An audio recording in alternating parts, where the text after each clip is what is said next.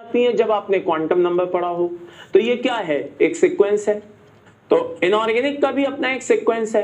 क्या कि आप सबसे पहले पीरियोडिक टेबल को समझें, उसके बताए हुए ट्रेंड्स को समझें, फिर उसके बाद आप केमिकल बॉन्डिंग पे आए।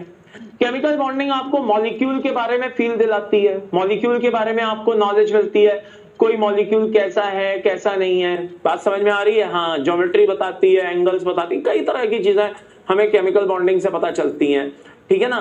केमिकल बॉन्डिंग के बाद हमें कायदे से किस पे जाना चाहिए बेटा, कोऑर्डिनेशन कंपाउंड पे जाना चाहिए। अच्छा, कोऑर्डिनेशन के बाद हमें बीच में थोड़ा सा मेटलर्जी को भी देख लेना चाहिए। थ्योरेटिकल टॉपिक है लेकिन समझने की चीजें उसमें बहुत सारी उसमें भी है, no doubt in it. Then फिर बात आती है सॉल्ट एनालिसिस और ब्लॉक केमिस्ट्री। भाई मैं बहुत ही क्लियर कर दूं, ये सबसे ज्यादा डरावने टॉपिक होते हैं, पहले ही मैं क्लियर कर दूं, ये मैं डरा नहीं रहा हूं, ये मैं आपको बता रहा हूं। क्योंकि डरावने कह लो या बदनाम टॉपिक कह लो, बहुत ही बदनाम टॉपिक होते हैं। एक्चुअल में इनको पढ़ने में सबसे बड़ी समस्या क्या आती है कि भाई इनमें नंबर ऑफ रिएक्शंस बहुत ज्यादा हैं। तो बोलेंगे सर इन पे कैसे कंट्रोल किया जाए। तो देखिए भाई, अगर एक्स वाई जेड पे जाना है तो सबसे पहले बेटा आपको एबीसीडी तो आनी चाहिए।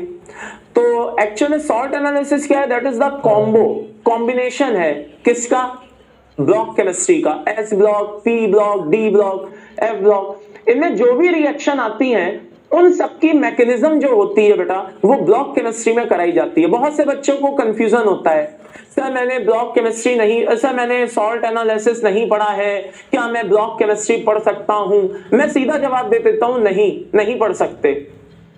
उसको फिर पढ़ना नहीं कहते, उसको मक्कारी कहते हैं, उसको याद करना कहते हैं, उसको समझना नहीं कहते, उसको रटना कहते हैं। तो भैया ब्लॉक केमिस्ट्री को अगर समझना है, पढ़ना है, तो आपको नो डाउट इन इट सबसे पहले सॉल्ट एनालिसिस को समझना होगा। सॉल्ट एनालिसिस में मैकेनिज्म बताई जाती है। आप लोगों को जल्दी से मुझे मैसेज करके बताओ, वैसे थोड़ा चैट में प्रॉब्लम आ रही है, कभी चालू होती है कभी नहीं होती है, कोई बात नहीं। जल्दी से मुझे मैसेज करके बताओ, बोरॉन है, बोरॉन फैमिली, ये ब्लॉक केमिस्ट्री की पहली फैमिली है, पी ब्लॉक की। अगर मैं आपसे कहूं कि बोरॉन फैमिली वाटर से, अगर बोरॉन जो है वो वाटर से रिएक्ट करता है या नहीं करता है, बोरॉन नॉन ऑक्सीडाइजिंग एसिड से रिएक्ट करता है या नहीं करता है, ऑक्सीडाइजिंग एसिड से रिएक्ट करता है या नहीं करता है, तो अगर आप इसको डायरेक्ट बोरॉन फैमिली में पढ़ेंगे तो कोई ऑप्शन नहीं है। लेकिन सॉल्ट एनालिसिस में इसको विद लॉजिक्स के साथ इन चीजों को समझाया जाता है। तो एक्चुअल में क्या है बेटा, ब्लॉक केमिस्ट्री जो भी होती है वो दो पार्ट में बटी हुई है, एक थ्योरी में और एक रिएक्शन में।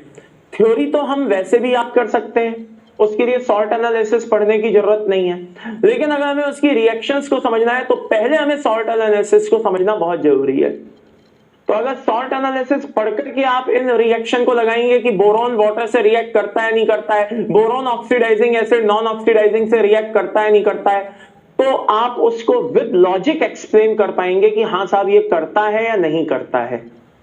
लेकिन अगर आप सॉल्ट एनालिसिस नहीं पढ़ेंगे तो आपके लिए रिएक्शन सिर्फ रिएक्शन होगी याद रखने की, और इससे ज्यादा कुछ नहीं होगा। तो बहुतों के इस पे अपने अपने व्यूज होते हैं, मेरा व्यू तो बड़ा क्लियर है भैया, और ये पैटर्न कोटा में अभी से नहीं सालों से चला आ रहा है। ब्लॉक केमिस्ट्री को पहले जो है पढ़ने से पहले सॉल्ट एनालिसिस को अच्छे से समझा जाता है। तो सॉल्ट एनालिसिस क्या है बेटा, बहुत ही इंपॉर्टेंट है, एक तरह से यूं कह लीजिए ब्लॉक केमिस्ट्री का कॉम्बो है।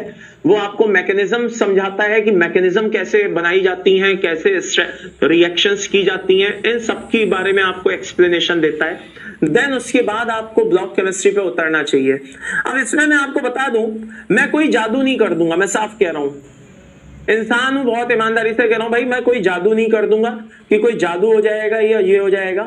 बहुत सीधी सी बात है आपके लिए, जो बच्चा ब्लॉक केमिस्ट्री पढ़ करके आगे बढ़ेगा, सॉरी जो बच्चा सॉल्ट एनालिसिस पढ़ करके आगे बढ़ेगा ब्लॉक केमिस्ट्री पे आएगा, ब्लॉक केमिस्ट्री उसके लिए रिवीजन से ज्यादा और कुछ नहीं होगा।